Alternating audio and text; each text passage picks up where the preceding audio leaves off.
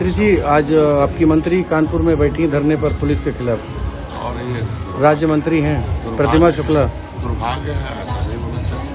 और कुछ ऐसे अधिकारी हैं जिनकी वजह से समाज में सरकार की छवि खराब है। ढेर सारे अधिकारी अच्छे हैं, लेकिन वो अच्छे हो गए गिलास दूध में एक बूंद जब नींबू पड़ जाता तो उसी तरीके से कुछ अधिकारी हैं जो जनप्रतिनिधियों और जनता के मंशा के अनुरूप, सरकार की मंशा के अनुरूप, हम बार बार इस बात का आवाज उठाते हैं। हमको लगता है कि जल्द उसे समस्या को हल किया जाए। डिप्टी सीएम को फोन भी किया गया, उसके बावजूद भी कोई उस पर सूट नहीं लिया। ब्राह्मण समुदाय पहले उससे श्रेष्ठ रहा है, राजनीतिक रहा है। हमेशा दूसरी जातियां भी उनके साथ पास न्याय के लिए जाती है कि उनके संबंध राजनेताओं से होंगे, राजनीतिक होंगे, अधिकारियों से होंगे, उन्हें न्याय मिलेगा। अगर ब्राह्मण समुदाय खुद न्याय के लिए एक अपेक्षा के रूप में रहेगा तो इसके लिए मंत्री जी, बिहार के इलेक्शन के लिए एसआईआर को लेकर तेजस्वी यादव महागठबंधन में कहा गया कि चुनाव का बहिष्कार करेंगे, और इसको लेकर ये भी है कि सारी पार्टियां कह रहे हैं साथ में है, इसको लेकर हमारे पास ऑप्शन है।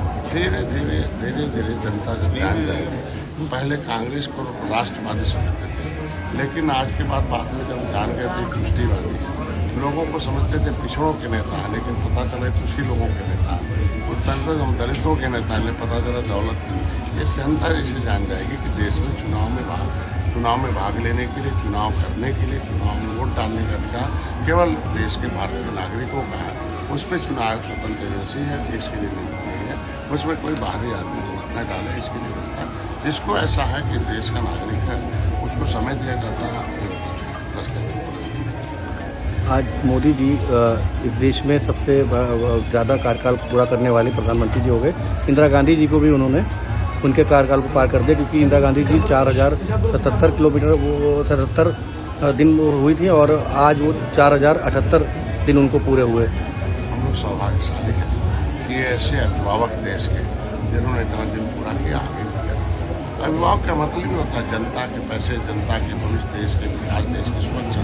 आत्मनिर्भर भारत बनाया, अर्थव्यवस्था तीसरे नंबर बनाया, दुनिया में जो है एक पहचान बनाई है। आज के दिन में भारत सशक्त हुआ है, चाहे हर क्षेत्रों में विकास हुआ।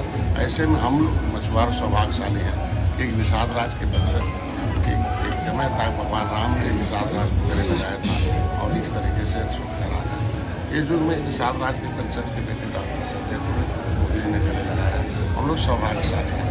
निषाद के घर जाके चाय पीना, दर्द देखना, निषाद राज के किले को उसे पर्यटक स्थल घोषित करना। आज गरीबों, हजार महिलाओं के लिए आरक्षण, हर क्षेत्र में धारा 370 खत्म कराना, राम मंदिर बनाना, हर क्षेत्र में जो भी विकास हो सकता है उसको ये मोदी का काम इसीलिए करता है। आज मैं चाहता हूँ कि आगे करता रहा, और ये भारत के लिए सौभाग्य है। Thank you.